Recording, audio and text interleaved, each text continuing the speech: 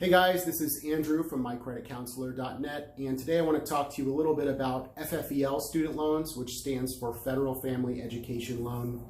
Now, we've been hearing a lot more about these loans recently because they did not qualify for the zero interest forbearance during the pandemic for a lot of people. And when people would call their loan servicer like Navient and try to ask why they didn't qualify, the loan servicers were just terrible at accurately explaining what these loans are and why people don't qualify for the same kind of relief on them.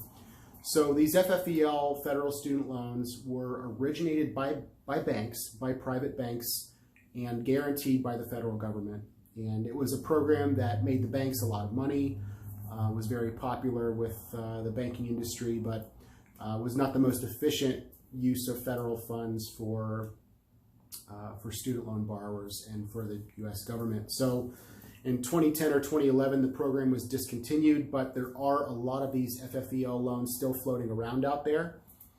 And people are just running into different issues with them, especially during the pandemic, but even before that. So the other main problems with FFEL loans are that they just don't qualify for as many relief options normally as a direct student loan or a different type of federal student loan would. So they don't qualify for the repay plan. That's REPAYE. That's at 10% of your discretionary income. For a lot of people, that's going to be the lowest monthly payment you can get is going to be on that plan. And no FFEL loans qualify for that. So they do qualify for income-based repayment, and we're going to go a little deeper into that here in a second. But they also don't qualify, or they used to not qualify for public service loan forgiveness. But this is very important for public service workers and nonprofit workers who have FFEL loans. There is a temporary expanded public service loan forgiveness program in place until October 22nd, I believe, or October 20-something.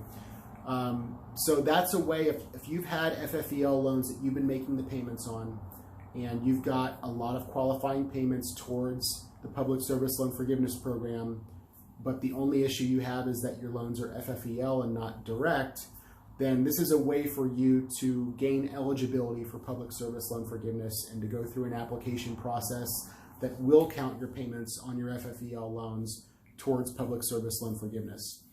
Otherwise, public service loan forgiveness is limited to direct loan borrowers.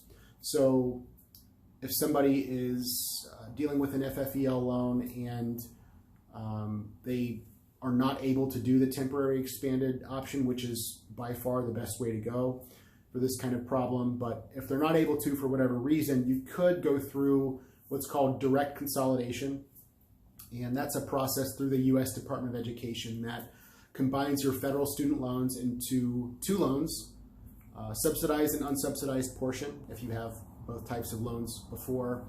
And it's a weighted average of your interest rates. So it's going to take into account your interest rates and how they're weighted in your loan portfolio, basically. So if you combine a 2%, a 3%, and a 8% interest rate loan in a direct consolidation, it's going to be the weighted average based on the proportional size of that loan. And it's going to be something like, 4.3% or 5.2, or it's going to be in between your lowest and your highest rate, but it's going to be weighted. So you're not going to miss out on any of the benefit you're getting from whatever your interest rates are now. It's a weighted average rounded up to the nearest 1/8%. So direct consolidation is a great option, especially for people that want to qualify for the repay plan. That's the one that's 10% of your discretionary income. The only reason you would not want to do a direct consolidation if you have FFEL loans is if you've been on income-based repayment for a long time, like 10 or 15 years, because there is a 25-year forgiveness term for that. And if you do a direct consolidation when you've been on IBR, on your federal FFEL loans, and you go through direct consolidation, it will restart the clock on that.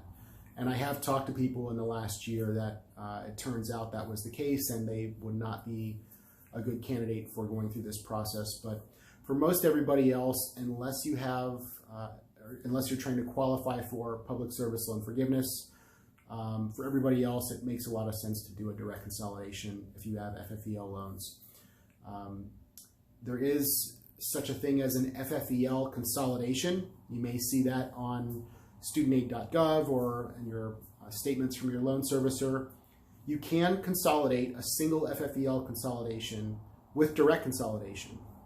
So normally you have to have multiple loans to combine, at least two, to go through a direct consolidation. But for FFEL loans, if you have one single FFEL consolidation, you can go through direct consolidation, convert those loans to direct.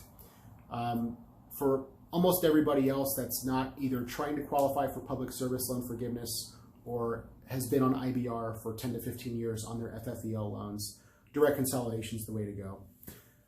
As far as settlement, these are going to be looked at like any other federal student loan. So a huge default fee when it defaults, and then all they're going to do is offer to take away part of that default fee or all of it, and maybe some post-default interest and late fee accrual.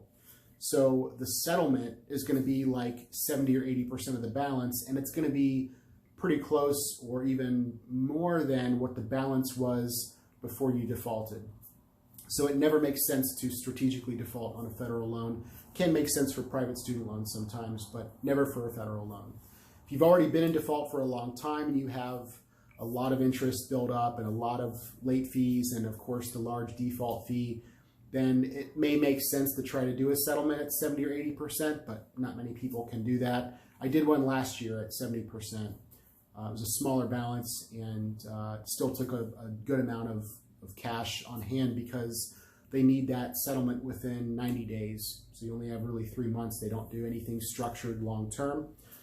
But that's the case for most federal student loans. The only types of federal student loans that I can settle are ones that have been refinanced into a private loan. So that's with a refinance lender like Earnest or SoFi. That's kind of a complicated process, and it's a long-term strategy because you can't just refinance and then immediately default and expect to get a good settlement from the new lender because they just paid a lot for the loans that they've paid off and assumed. So we have settled quite a few refinanced federal student loans that are fully private. But for FFEL loans, hope you guys have gotten a lot out of this. I mean, it's a real problem right now, and it's really just a shame that so many people missed out on the zero interest forbearance just because of the type of federal loan that they had. And we got no advance warning of that, and nobody knew why that was going to happen. And the loan servicers have just been absolutely terrible at explaining what FFEL loans are. So hopefully you've been able to get a little bit more of an idea about what they are and what options you have for them on this video. If you have a private student loan and you want to get it settled for as low as possible, give me a call. If you have a federal student loan you need help with, we have a great federal loan resource section, and we also work with a great federal loan counseling agency. So let me know if you need help with a federal loan. We also have some good credit resources on mycreditcounselor.net. Other than that, though, hopefully you guys have got some good information out of this video, and hopefully I've been able to help, and we'll talk to you soon.